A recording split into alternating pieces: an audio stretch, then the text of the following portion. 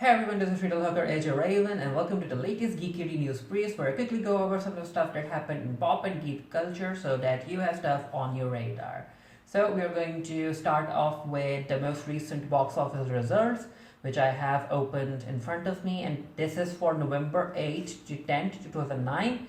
So when it comes to the new releases, it turns out that Doctor Sleep ended up not opening at number 1. Now Doctor Sleep was another of Warner Bros. Biggest horror films this year, other than It Chapter 2. And it ended up underperforming. Like, the opening box office was only 14 million, which is very, very bad. And surprisingly, Midway ended up opening at the number 1 position with $70 million.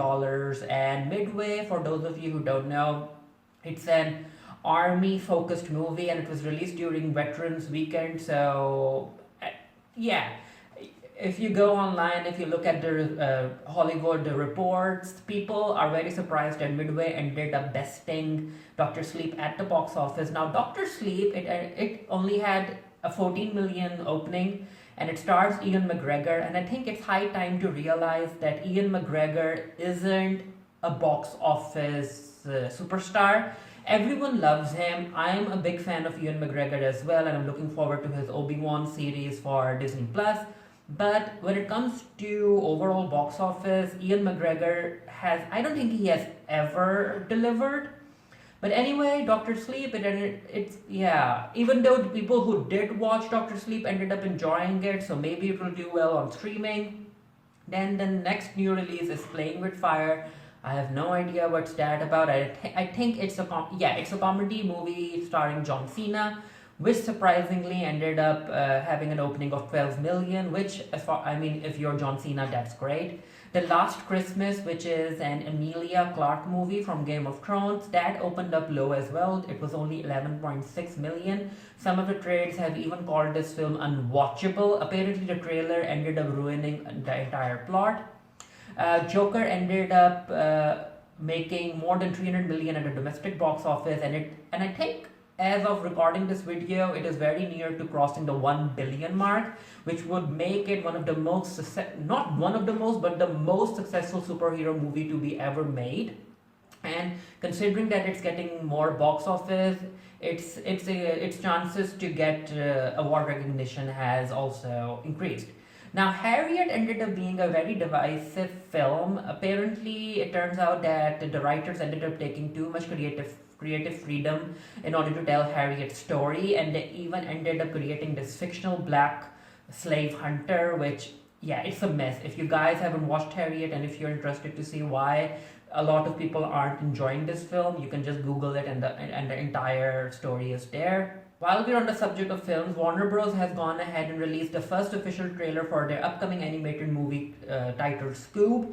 It's going to share with us Scoob's origin story, and it will be released in May 2020. I've already reacted to the official trailer. If you want to check it out, the link to that will be down in the comment section below. And as far as my opinion concerned, I'm not really a fan of the voice cast, especially because it has Gina Rodriguez voicing Velma, which, if you guys know what Gina Rodriguez has been up to recently.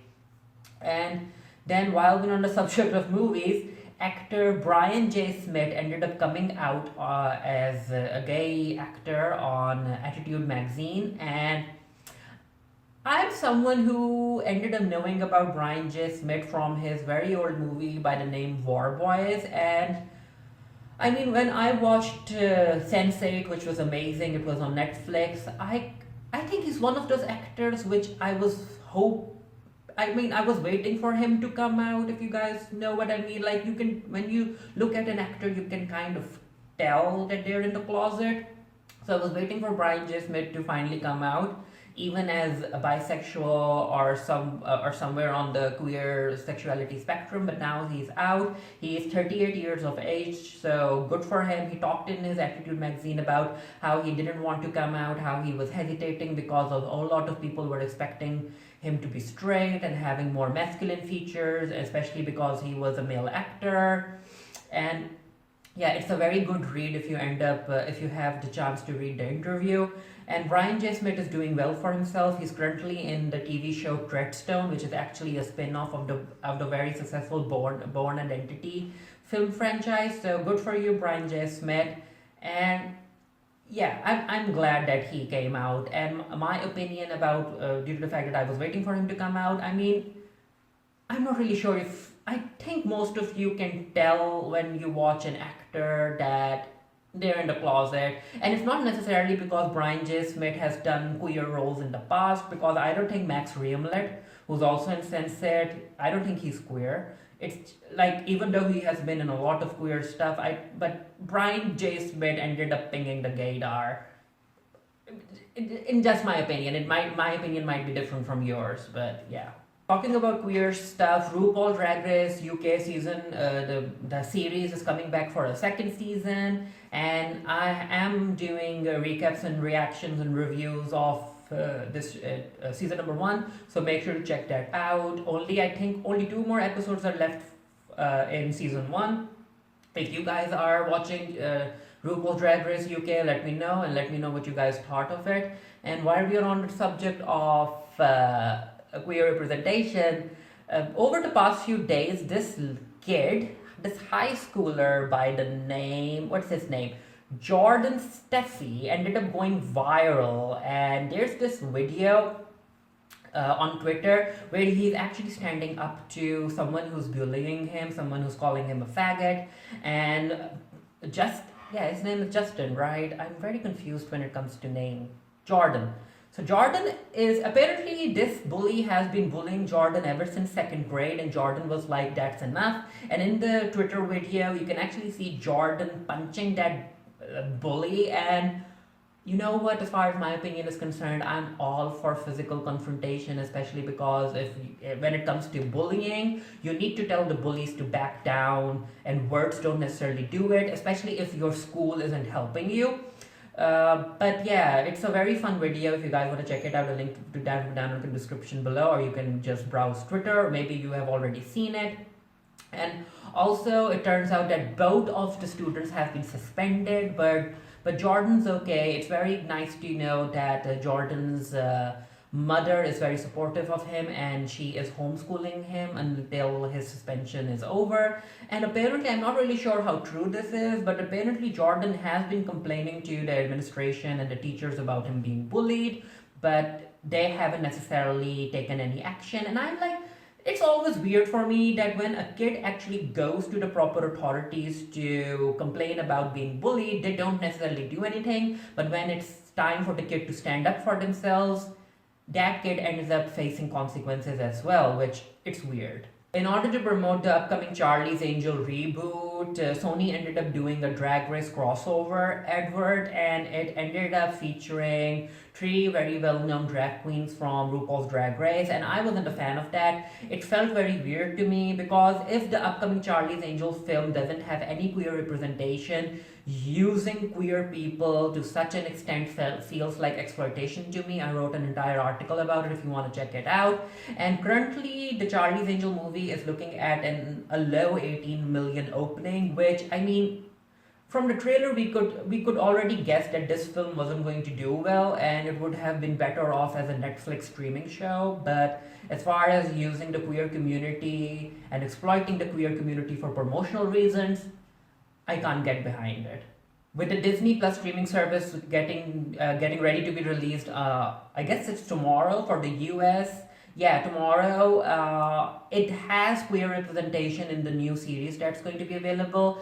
The streaming service ended up giving the Geekiary certain screeners, and I'll be covering High School Musical, the series, and it has an openly gay character, which is played by a queer Latinx actor, and I have watched the premiere. I wasn't a fan of it, but I won't spoil anything. I'll be doing a written review of it for the Geekiary. I found some of the story narratives very problematic. It has already been renewed for a second season, so let's see how it's received when the entire season is available on Disney streaming, and I think it's going to be weekly releases. But still, even though it was problematic, I guess we have to appreciate Disney introducing a queer character in a main TV series or a streaming series that targeted towards high schoolers and younger children. So yeah, let's see what the reception is. As far as my opinion is concerned, it's problematic.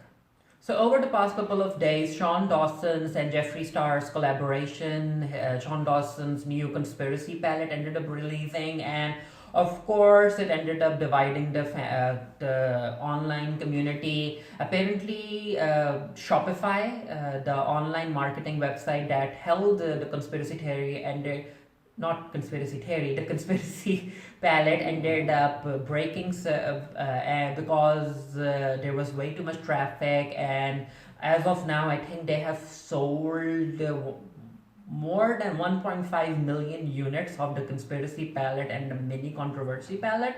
As far as the drama is concerned, of course, there's drama surrounding the palette. There are people who don't think that Shane Dawson and Jeffree Star should be supported because of their racist past and their problematic past.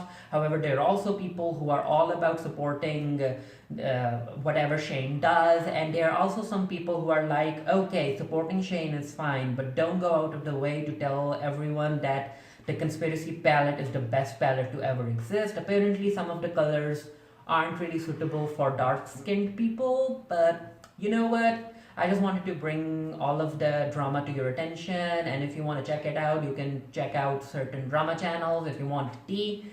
But yeah, let me know what you guys thought of the Geekiary News Briefs down in the comment section below. And until next time, stay happy, stay safe, stay blessed, and I'll see you guys later.